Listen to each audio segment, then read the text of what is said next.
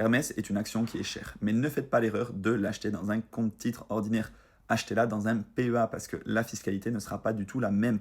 En fait, le PEA, c'est un vase clos fiscal, donc quand tu reçois un dividende de Hermès, tu ne vas pas être taxé dessus et tu vas pouvoir le réinvestir. Et tu veux vendre Hermès en plus-value et racheter une autre action, tu vas pouvoir le faire sans aucun frottement fiscal. C'est un vase clos, donc tout ce qui reste dans le PEA, il n'y a aucun problème. Et au moment où ça sortira de ton PEA, si ça fait plus de 5 ans, tu seras taxé à 17,2% d'impôt sur tes plus-values. Donc tout l'argent que tu as généré en plus, 17,2% de taxes. Si c'est sur le compte titre, le problème, c'est que tu es taxé à 30% à chaque fois qu'il y a un mouvement. Donc dès que tu reçois un dividende, tu es taxé à 30%. Dès que tu veux revendre ton action pour peut-être en racheter une autre, enfin racheter une autre action, tu es taxé à 30%. Donc forcément, la fiscalité n'est pas la même. Et l'avantage du PEA, c'est justement que c'est réservé aux actions françaises et européennes.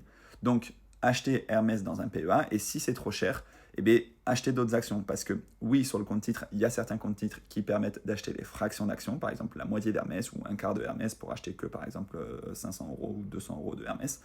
Mais le problème, c'est que la fiscalité n'est pas la même. Donc ouvrez votre PEA le plus tôt possible, peu importe que ce soit sur Boursorama, sur Fortuneo, sur Trade Republic, sur Bourse Direct, sur XTB, je crois maintenant ils font un PEA, ils ont pas mal de promos là-dessus. Moi, je l'ai chez Boursorama, j'en suis hyper content. Tu peux en avoir qu'un, c'est plafonné à 150 000 euros de versement. Je te mets le code pour Boursorama si ça t'intéresse pour avoir les 150 euros de prime d'ouverture. Et ensuite, une fois que tu as ouvert ton PEA, tu peux acheter des actions françaises, européennes et des ETF émis dans l'Europe. Mais ça peut être des ETF sur le S&P 500, sur le MSCI World, sur des indices mondiaux.